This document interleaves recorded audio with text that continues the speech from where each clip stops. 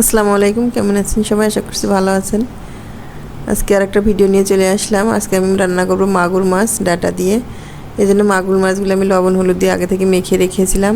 চুলে একটা কড়াই বসিয়ে দিয়েছি, মাগুর মাছগুলোকে আমি ভেজে নেব। এই যে তেল দিয়ে আমি মাগুর মাছগুলো দিয়ে দিয়েছি। এই তো মাছগুলো ভাজা শেষ। এটা দেশি মাগুর ছিল। কিন্তু মাছগুলো আমি উলট পালট করে দিয়েছি। মাছগুলো ভাজা শেষ, বেশি ভাজবো না, হালকা ভাজবো।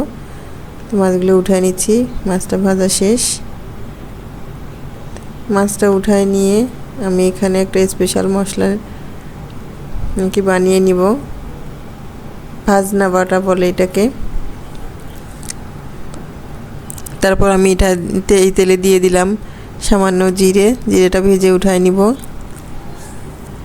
তো জিরেটা ভাজা শেষ। এখন তেলে দিয়ে দিলেই এটা হয়ে যায় জিরা।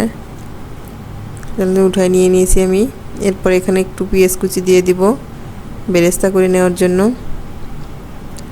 তো পেঁয়াজটা দিয়ে ভালোভাবে একটু ভেজে নিচ্ছি বেরেস্তার মতো করে। লাল করে পেঁয়াজটা ভেজে নিয়েছি।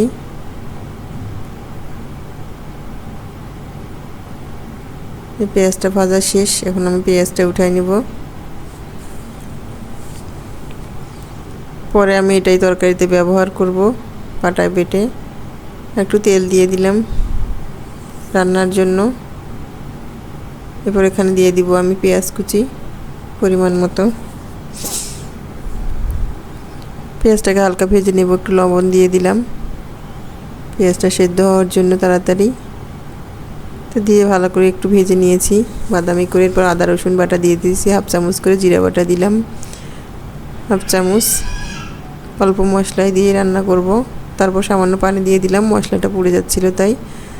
এরপর আমি এখানে 1 চামচ কাঁচামরিচ বাটা দিয়েছি। তারপর দিয়ে দিলাম হলুদের গুঁড়া, মরিচের গুঁড়া, পরিমাণ মতো লবণ দিয়ে মশলাটাকে খুব ভালোভাবে আমি কষিয়ে নিব। তো মশলাটা আমার কষানো শেষ। এখানে দিয়ে দিলাম কেটে রাখা ডাটা আর আলু দিয়ে আমি এটা ভালো করে কষিয়ে নিব। ঢাকনা দিয়ে ঢেকে দিয়েছি। এখানে আমার মনে হচ্ছিল যে তরকারিটা একটু আমার কম হয়ে যাবে। তারপরে এখানে একটু বেগুন কেটে দিলাম একটা। বেগুনটা দিয়ে আমি কষিয়ে ঢাকনা দিয়ে ঢেকে দিয়েছি। তরকারিটা খুব ভালোভাবে আমি কষিয়ে নিয়েছি ঢেকে ঢেকে। তারপরে এখানে আমি দিয়ে দিলাম ঝোলের পানি। তো পানি দিয়ে ঢাকনা দিয়ে আবার আমি ঢেকে দিয়েছি। তারপর ঢাকনা দিয়ে আমি এখানে 10 মিনিট অপেক্ষা করব। মিডিয়াম আছে আমি তরকারিটা রান্না করে নেব। এর মধ্যে আমি মাছটা দিয়ে দিয়েছি। দিয়ে আবারও ঢাকনা দিয়ে ঢেকে আমি 5 মিনিট দমে রান্না করেছি। এরপর এই যে মশলাটা আমি ভেজে রেখেছিলাম আমি পাটায় বেটে দিয়ে দিয়েছি। এটা কিন্তু তরকারিতে দিলে অসম্ভব মজা লাগে, আপনারা খেয়ে দেখবেন।